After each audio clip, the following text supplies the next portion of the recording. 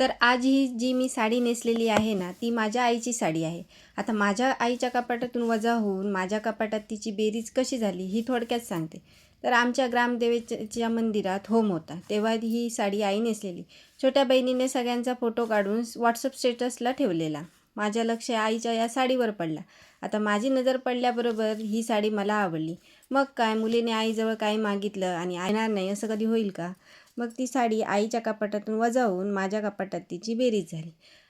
आता लग्नाच्या आधी मुली आईपेक्षा वडिलांच्या जरी लाडक्या असल्या तरी लग्नानंतर आईशी एक वेगळीच अटॅचमेंट असते. माझ्या या मताशी कोण कोण सहमत आहे कमेंट करून नक्की सांगा.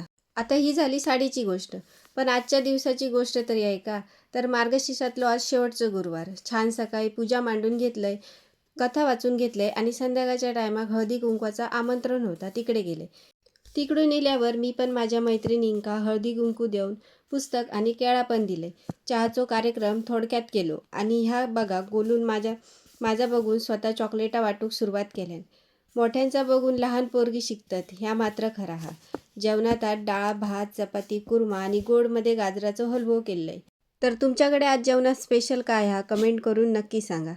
सगळा जेवण झाल्याच्या नंतर पूजेकडे नैवेद्य दाखवून घेतलाय आणि नैवेद्य ठेवल्या गोलून आपला रोजचा रुटीन फॉलो केल्यान. चला तर मग आजच्यापुरती इतकेच गजाली. अशाच ओल्या सुक्या मालवणी गजालींसाठी चॅनलला लाईक शेअर सबस्क्राईब करा. भेटू आता पुढच्या एका नवीन व्हिडिओमध्ये. तोपर्यंत जुने व्हिडिओ नक्की बघा.